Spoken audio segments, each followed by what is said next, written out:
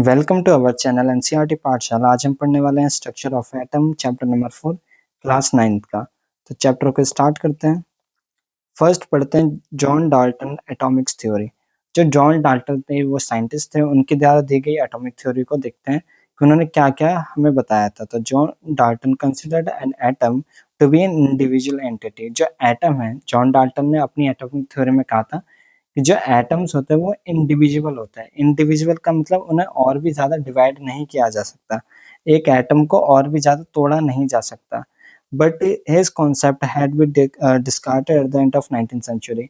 जो इन्होंने कहा था कि इंडिविजुअल है, इसे डिस्कार्ड कर दिया गया, इसे मना कर दिया गया 19th सेंचुरी के टाइम पे।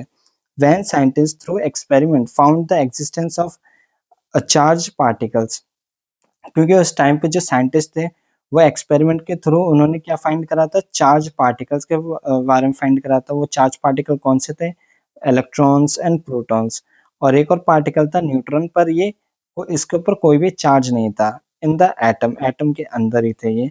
This particle are also known as subatomic particles. यानी ये जो पार्टिकल्स हैं उन्हें सब एटॉमिक पार्टिकल्स के नाम से जाना जाता है। तो देन देखते हैं in charge particle. Charge particle कौन से थे? Electron and proton. इलेक्ट्रॉन जो होता है वो नेगेटिवली चार्ज होता है, नेगेटिवली चार्ज, और प्रोटॉन जो होता है पॉजिटिवली चार्ज पार्टिकल होता है। देन इसके आगे देखते हैं discovery of electron cathode ray by cathode ray J Thomson. जो डिस्कवरी ऑफ इलेक्ट्रॉन है वो कैथोड रे एक्सपेरिमेंट के थ्रू करी गई थी। किसके द्वारा करी गई थी? जे थॉमसन साइंटिस्ट के द्वारा करी गई थी। Thomson explain the presence of electron by cathode ray. Cathode ray के थ्रू उन्होंने एग्जिस्टेंस ऑफ इलेक्ट्रॉन, ठीक है, जो कि नेगेटिवली चार्ज पार्टिकल है, उसके बारे में बताया था। तो एक्सपेरिमेंट के अंदर क्या क्या था कि फर्स्टली उन्होंने क्या ली थी, एक ट्यूब ली थी और एक बैटरी ली थी, हाई वोल्टेज बैटरी थी, ठीक है, बहुत ज़्यादा, कम से कम 10,000 वॉट की बैटरी थी। एंड एक वैक्यूम पंप था।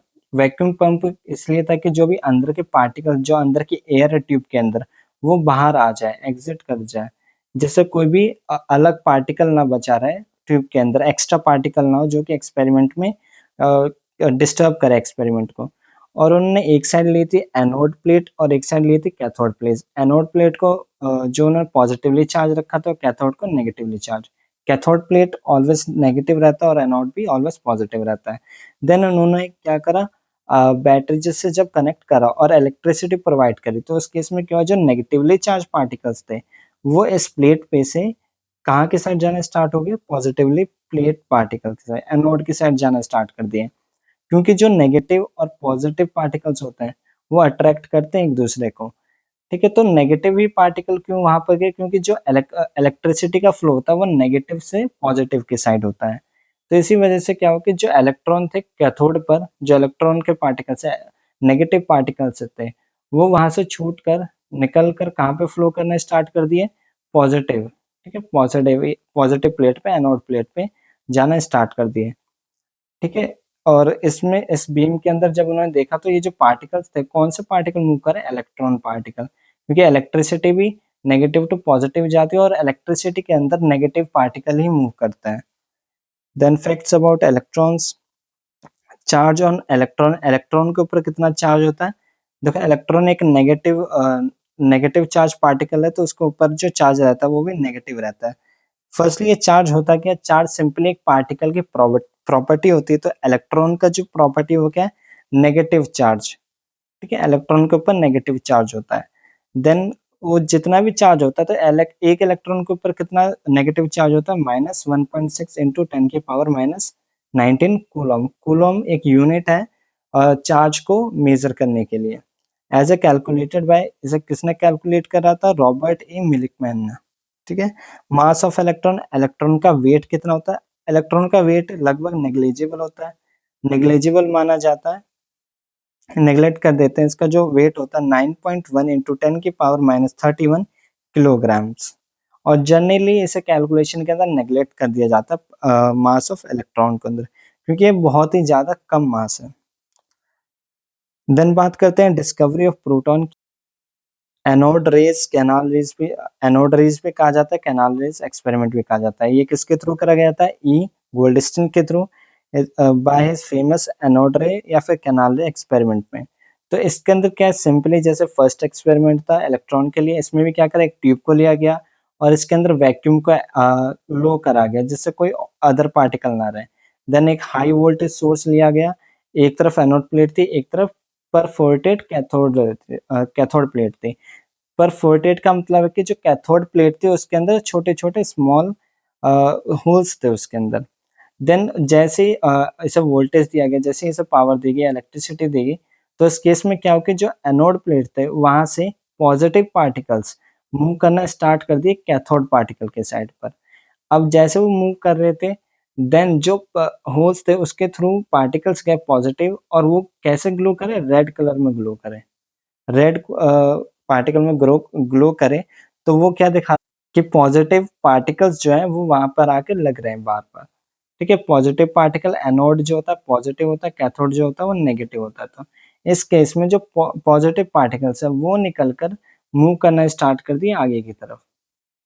ठीक है, और जो भी होल्स थे उसके थ्रू आर पार होके यहाँ पर आए, तो वो कौन सा कलर में ग्रो करे, रेड कलर में। जनरली एक्सपेरिमेंट्स आते नहीं है, ये 11th क्लास के अंदर आते हैं, तो बहुत कम चांसेस है कि आपको एक्सपेरिमेंट का डायग्राम बनाने के लिए दिए। देन आगे देखते हैं presence of positively charge particles called protons in the atom. जो भी पॉजिटिवली चार्ज पार्टिकल्स थे, प्लस वाले जो पार्टिकल्स थे उन्हें प्रोटॉन्स कहा गया। इनफैक्ट्स अबाउट प्रोटॉन, प्रोटॉन के बारे में देख लेते हैं। प्रोटॉन के ऊपर देखो, प्रोटॉन एक पॉजिटिवली चार्ज पार्टिकल है, तो उसके ऊपर चार्ज भी क्या रहता है, प्लस 1.6 इंटू 10⁻⁻19 कूलॉम चार्ज रहता है। ठीक है, कूलॉम यूनिट है चार्ज को मेजर करने के लिए। मास ऑफ प्रोटॉन, प्रोटॉन का मास क्या होता है, 1.673 into 10⁻24 grams. Then mass of proton किसके बराबर होता है, 1840 multiply by mass of electron. अगर आप 1840 को मल्टीप्लाई कर दोगे इलेक्ट्रॉन के मास से, यानी 9.1 इंटू 10⁻13 से मल्टीप्लाई कर दो, तो वहां से एक प्रोटॉन का मास आपको मिल जाएगा। तो प्रोटॉन का मास ठीक ठाक होता है, पर जो इलेक्ट्रॉन का मास होता है वो बहुत ज्यादा कम होता है। देन बात करते हैं डिस्कवरी ऑफ न्यूट्रॉन की। डिस्कवरी ऑफ न्यूट्रॉन के अंदर कोई एक्सपेरिमेंट नहीं करा गया। इसकी जो खोज थी उन्होंने किसने की थी, बाय चैडविक। चैडविक के द्वारा की गई खोज थी न्यूट्रॉन्स की। तो चैडविक जी ने क्या करा था, जो लाइटर एलिमेंट्स थे जैसे लिथियम, बोरोन, उनके ऊपर अल्फा पार्टिकल को बहुत ज्यादा स्पीड के साथ थ्रो करा था। यानी मान लेते हैं ये लिथियम है, लिथियम के ऊपर अल्फा पार्टिकल जो होते हैं, अल्फा पार्टिकल्स उन्हें थ्रो कराता। तो उससे क्या होता है कि एटम, जो भी लिथियम के एटम्स थे उसके अंदर जो पार्टिकल्स थे लग लग के निकल गए थे। कहीं पे प्रोटॉन निकल रहा था, कहीं पे इलेक्ट्रॉन निकल रहा था, तो साथ में एक और पार्टिकल थे जो निकल रहे थे, वो थे न्यूट्रॉन। ठीक है, और न्यूट्रॉन ऐसे पार्टिकल थे जिनके ऊपर कोई भी चार्ज नहीं था, जीरो चार्ज था या कोई चार्ज था ही नहीं, बट उसका जो मास था इक्वल था प्रोटॉन के बराबर। यानी जो न्यूट्रॉन होता है उसका ही मास प्रोटॉन के बराबर ही होता है।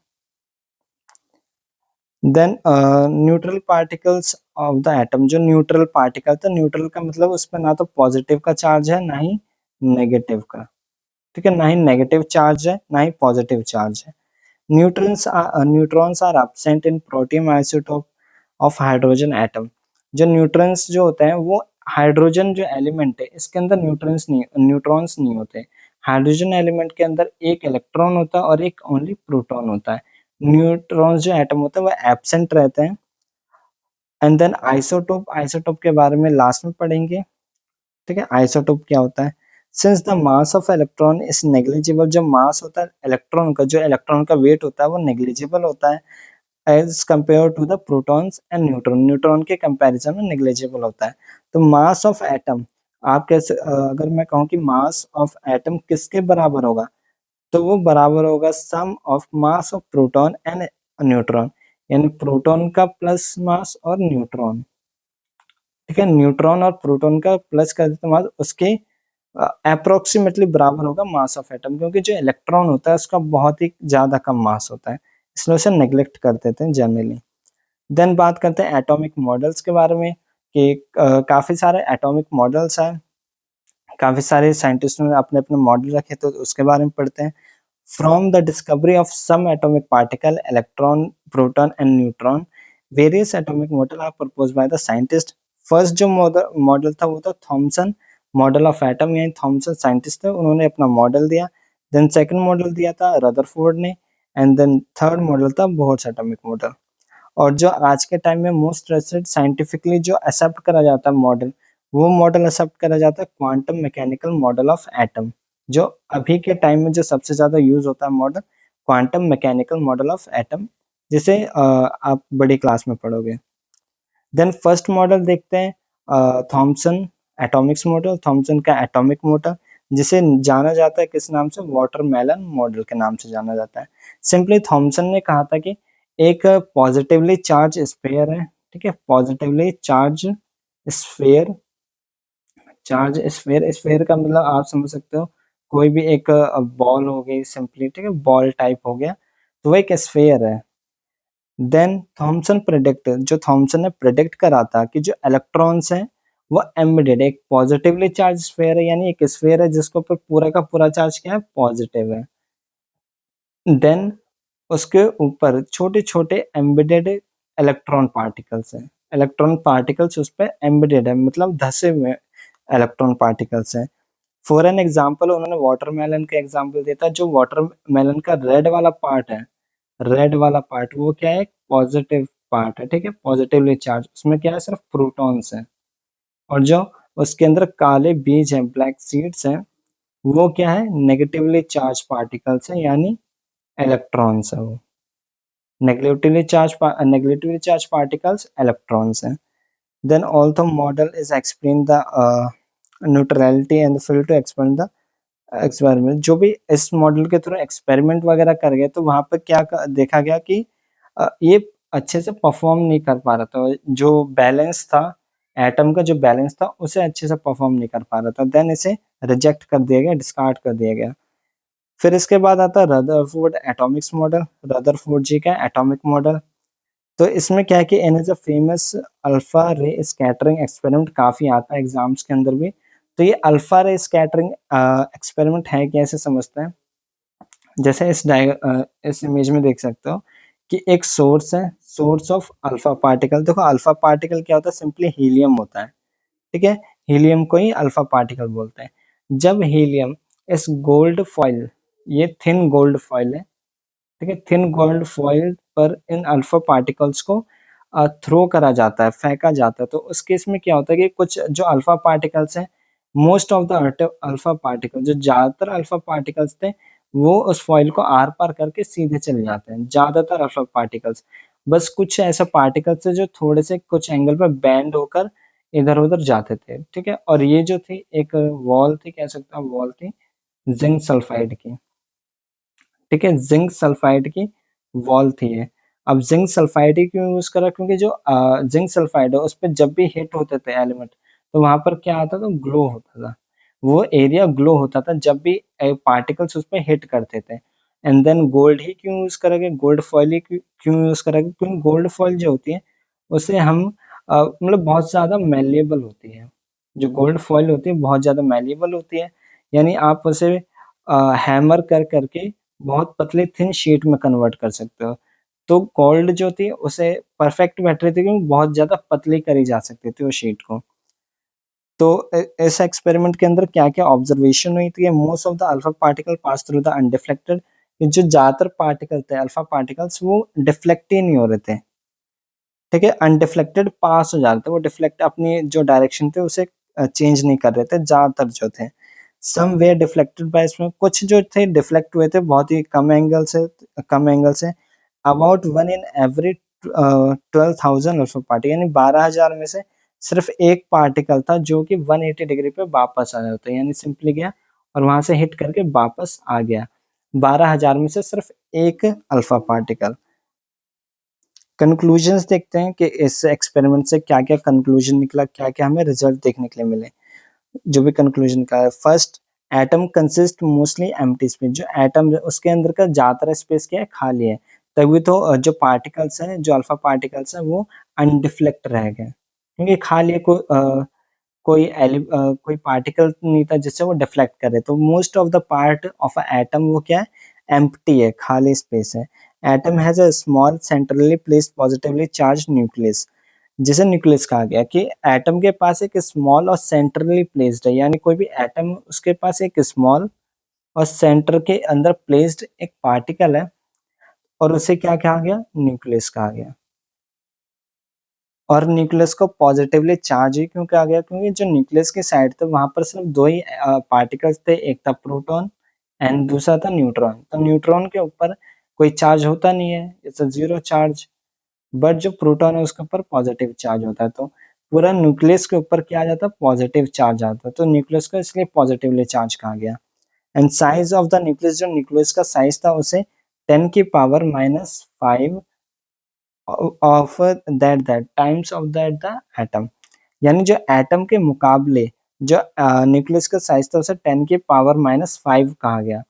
अब जो ओवरऑल जो न्यूक्लियस का साइज होता है वो होता है 10⁻⁻15, और जो एटम का साइज होता है 10⁻10। ठीक है, ये एटम का साइज है और ये न्यूक्लियस का साइज होता है। तो अकॉर्डिंग टू एटम के साइज के अकॉर्डिंग 10⁻⁵ न्यूक्लियस का साइज होता है। Almost all atomic mass concentrated इन न्यूक्लियस। और जो ज्यादातर मास होता है, ज्यादातर वेट एटम के अंदर, ज्यादातर वेट जो होता है वो न्यूक्लियस पे ही रहता है। बिकॉज ऑफ दैट, क्योंकि न्यूक्लियस जो न्यूक्लियस है उसके अराउंड जो इलेक्ट्रॉन रिवॉल्व करते हैं। अब इलेक्ट्रॉन रिवॉल्व करते हैं तो इलेक्ट्रॉन का मास तो नेग्लिजिबल होता है ऑलमोस्ट, तो बचता कौन है, प्रोटॉन एंड न्यूक्लियस, और दोनों सेंट्रली प्लेस्ड रहते हैं। तो सबसे ज्यादा मास कहाँ पर हुआ, सेंटर के साइड हुआ किसी भी एटम का। Then features of the Rutherford model, जो भी रदरफोर्ड मॉडल है उनके फीचर्स क्या थे, atom has a small positively charge nucleus containing proton and neutrons, कि एटम के पास आप देख सकते हैं इसके अंदर इस डायग्राम में कि दो एटम से, एक है पॉजिटिवली चार्ज, जो पूरा न्यूक्लियस है वो पॉजिटिवली चार्ज होता है, एक है न्यूक्लियस और एक है प्रोटॉन, एक है न्यूट्रॉन एक है proton. Then electrons revolve around the nucleus and well defined orbit, जो न्यूक्लियस इलेक्ट्रॉन है वो रिवॉल्व करते हैं अराउंड द न्यूक्लियस। ठीक है, ये न्यूक्लियस है और इसके अराउंड इलेक्ट्रॉन रिवॉल्व कर रहे हैं। वो वेल डिफाइंड ऑर्बिट्स के अंदर बात करते हैं ऑर्बिट की भी।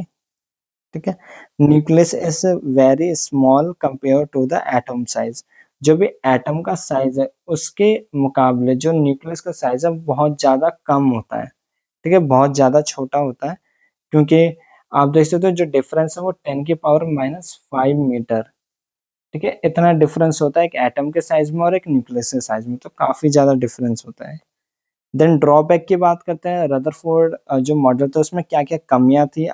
तो जो उनकी एक कमी थी वो थी अनस्टेबिलिटी ऑफ एटम, जो एटम है वो स्टेबल कैसे है। तो according to the Rutherford, electron revolve around the nucleus, जो इलेक्ट्रॉन है वो रिवॉल्व कर रहे हैं न्यूक्लियस के अराउंड। ठीक है, ये न्यूक्लियस है और इलेक्ट्रॉन रिवॉल्व कर रहे हैं। The being charge particle they should lose energy and fall into the, जो भी पार्टिकल्स, अब किसी पार्टिकल एक जगह से दूसरी जगह मूव करता है तो उसे एनर्जी की जरूरत होती है। देन ये पार्टिकल रिवॉल्व कर रहा है अराउंड, तो करते करते एक टाइम ऐसा आएगा जहां पर वो इलेक्ट्रॉन जो है अपनी एनर्जी लूज कर देगा, सारी एनर्जी खत्म हो जाएगी।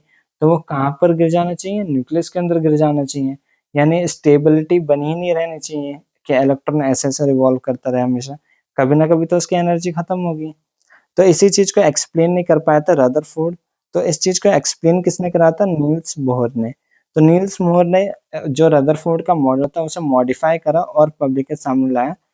तो बोहर मॉडल क्या कहता है, इन्होंने अजम्पशन ली कि उसके ओनली सर्टेन स्पेशल ऑर्बिट, जिसे डिस्क्रीट ऑर्बिट कहा जाता है, are allowed for the electron and while removing in this orbit electron do not radiate energy. यानी जैसा आप ये देख सकते हो, ये वाला डायग्राम देख सकते हो, इसके अंदर ये है न्यूक्लियस।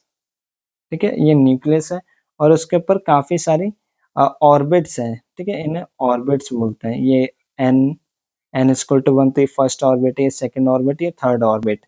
तो ये जो ऑर्बिट है, इस ऑर्बिट के अंदर कोई इलेक्ट्रॉन रिवॉल्व करता है तो वो अपनी एनर्जी लूज नहीं करेगा।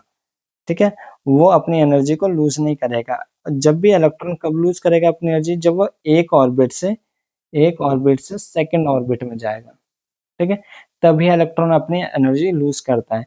अगर वो इन ऑर्बिट के अंदर या इस ऑर्बिट में अगर रिवॉल्व कर रहा है तो वो अपनी एनर्जी को लूज नहीं करेगा। एनर्जी कब लूज करेगा? जब वो एक से जंप करके दूसरे इलेक्ट्रॉन के अंदर जाता है, ठीक है, दूसरे ऑर्बिट में जाता है।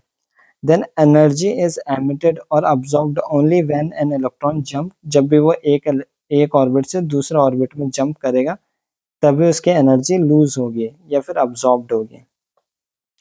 देन बात करते हैं एटॉमिक नंबर की, जिसे रिप्रेजेंट करा जाता है Z से। ठीक है, एटॉमिक नंबर को Z से रिप्रेजेंट करा जाता है, the number of proton in the nucleus of an atom. तो एटॉमिक नंबर क्या आइडेंटिफाई कर रहे हैं? कि नंबर ऑफ प्रोटॉन्स का आइडेंटिफाई कर रहा है। ठीक है, एटॉमिक नंबर उन्हें कहा जाता है, और number of proton, atomic number आप कैसे, atomic number is equal to number of proton, और जितने नंबर ऑफ प्रोटॉन होते हैं, नंबर ऑफ प्रोटॉन बराबर होता है नंबर ऑफ इलेक्ट्रॉन, इलेक्ट्रॉन के बराबर होता है। फॉर एन एग्जांपल अगर हम कार्बन को देखते हैं, ठीक है, कार्बन के अंदर 6 इलेक्ट्रॉन्स होते हैं, तो इसके अंदर 6 प्रोटॉन भी होंगे, तो इसके अंदर 6 प्रोटॉन भी होंगे, यानी जितने इलेक्ट्रॉन होंगे उतने ही प्रोटॉन्स होंगे। देन बात करते हैं मास नंबर की। मास नंबर को ए से रिप्रेजेंट करा जाता है, it is the sum of proton and neutron in the nucleus. ये मास नंबर क्या है? Sum of protons and neutrons, और उसे क्या कहा जाएगा? मास नंबर कहा जाएगा। रिप्रेजेंट कैसे करा जाता है? एलिमेंट है, ठीक है, कोई भी एक एलिमेंट है, जैसे एक्स कोई भी एक एलिमेंट है, तो उसमें ए ऊपर आता है, ए क्या होता है? मास नंबर, जेड नीचे आता है, उसे बोलते हैं atomic number. Then for an example for chlorine, तो आप देख सकते हो क्लोरीन और 35 ऊपर है, तो 35 क्या है? एटॉमिक नंबर, और एटॉमिक नंबर क्या होता है? Number of proton plus number of neutrons, और नीचे की साइड क्या? 17, तो ये क्या होता है? नंबर ऑफ प्रोटॉन भी बोल सकते हो, या फिर इसे नंबर ऑफ इलेक्ट्रॉन भी बोल सकते हैं, क्योंकि नंबर ऑफ प्रोटॉन और नंबर ऑफ इलेक्ट्रॉन इक्वल होते हैं। तो देन क्लोरीन की बात करें तो इसमें नंबर ऑफ प्रोटॉन कितना है? 17 है, नंबर ऑफ इलेक्ट्रॉन भी 17 होगी, नीचे की साइड बताए नंबर ऑफ इलेक्ट्रॉन और नंबर ऑफ प्रोटॉन इक्वली होते हैं। And then number of neutrons, number of neutrons कितने होंगे? तो 35 में से अब अगर हम माइनस कर दें नंबर ऑफ प्रोटॉन्स को, ठीक है, ये टोटल है नंबर ऑफ, अगर आप समझो number of proton plus number of neutron is equal to 35 है। तो अगर 35 में से माइनस कर दो नंबर ऑफ प्रोटॉन्स को, तो क्या बचेगा? नंबर ऑफ न्यूट्रॉन्स बचेंगे। तो नंबर ऑफ न्यूट्रॉन कितना है? 17 है, 17 को मैं माइनस कर देता हूँ 35 में से, तो कितना आएगा? नंबर ऑफ न्यूट्रॉन्स 18 आएंगे। तो 18 क्या है? Number of neutrons. देन आगे देखते हैं distribution of electron in shell, कि जो भी ये शेल्स थी, जो अभी हमने ऊपर पढ़ा ऑर्बिट्स के बारे में पढ़ा, उन्हें शेल्स भी बोलते हैं। तो शेल के अंदर कैसे डिस्ट्रीब्यूट होते हैं इलेक्ट्रॉन्स? तो इसे distribution maximum number of electron in a shell 2n² की, ये फॉर्मूला है 2n² की, मैक्सिमम नंबर ऑफ इलेक्ट्रॉन इतने आ सकते हैं, और इन शेल का नाम है k shell, l shell, m shell और n शेल। जो इनर मोस्ट होती है वो होती है k शेल, और इसके ऊपर l शेल, फिर उसके ऊपर m शेल और उसके ऊपर n शेल, ये शेल्स हैं। ठीक है, नंबर ऑफ एन का मतलब है नंबर ऑफ शेल, कि कितना, कौन सा शेल नंबर। तो फर्स्ट शेल को के से जानते हैं, और सेकंड शेल को एल नाम से या एल सिंबल से डिनोट करते हैं, थर्ड शेल को एम से, और फोर्थ शेल को एन से। मैक्सिमम इलेक्ट्रॉन, अब उसके अंदर कितने मैक्स इलेक्ट्रॉन आ सकते हैं, उसके लिए फॉर्मूला यूज होता है 2n²। तो फर्स्ट शेल के लिए एन क्या हो जाएगा? 1 हो जाएगा, फर्स्ट शेल के लिए एन 1 हो जाएगा, और 1 का स्क्वायर करते हैं तो 1, 2 1 जा 2, तो सिर्फ 2 ही मैक्सिमम इलेक्ट्रॉन आ सकते हैं। इसी तरीके से एल शेल के लिए तो 2, एन क्या है यहाँ पे? 2 है, 2 का स्क्वायर 4, और 2 4 जा 8, तो मैक्सिमम इलेक्ट्रॉन 8 ही आ सकते हैं। देन एम शेल के लिए 3, तो 3 का स्क्वायर 9, और 2 9 जा 18, तो मैक्सिमम जो मैक्सिमम इलेक्ट्रॉन है एल शेल के अंदर, एम शेल के अंदर कितने आ सकते हैं? 18 इलेक्ट्रॉन्स आ सकते हैं मैक्सिमम।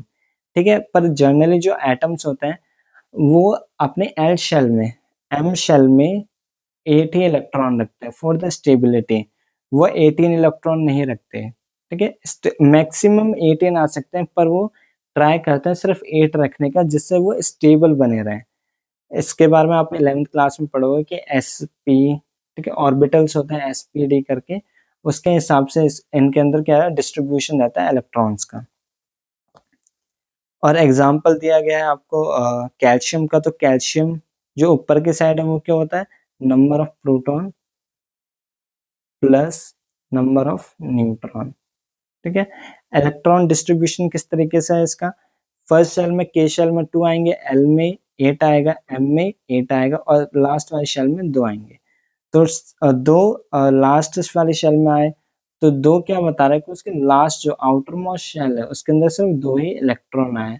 और इसी चीज को कैसे लिख सकते हैं हम, कैल्शियम 2 माइनस।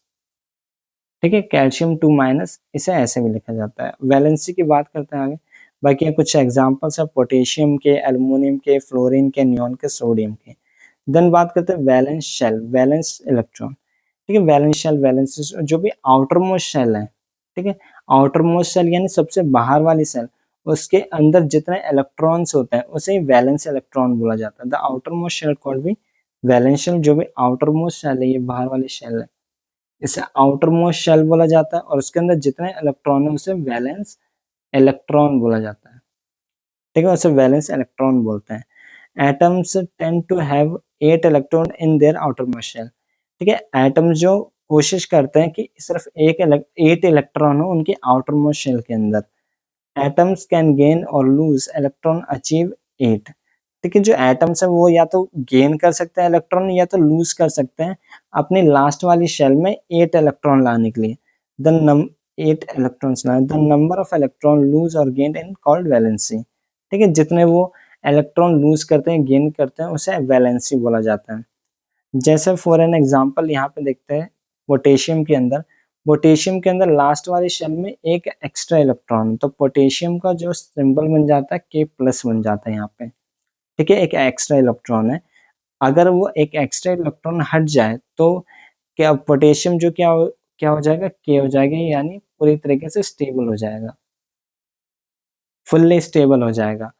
पर अभी अगर एक इलेक्ट्रॉन है तो उसे के प्लस लिखेंगे। एल्युमिनियम के अंदर लास्ट आउटर में शेल में कितने 3 है, तो एल्युमिनियम को Al3 प्लस भी लिखा जाता है। फ्लोरीन के अंदर लास्ट शेल में 7 है यानी एक कम है, तो फ्लोरीन -1 या फिर 1 माइनस लिखते हैं। ठीक है, 1 माइनस लिखा जाता है। एंड देन नियॉन अभी 280 यानी फुल्ली स्टेबल है, इसमें ना तो को भी गेन करने की जरूरत है ना ही लूज करने की जरूरत है, तो ये फुल्ली स्टेबल है। अब बात करते हैं सोडियम की, सोडियम में एक एक्स्ट्रा है तो Na+। ठीक है, इस तरीके से। देन बात करते हैं नेक्स्ट टॉपिक की, आइसोटोप एंड आइसोबार्स। ठीक है, आइसोटोप एंड आइसोबार। आइसोटोप क्या होता है, are atom of the same element having same atomic number but different mass number.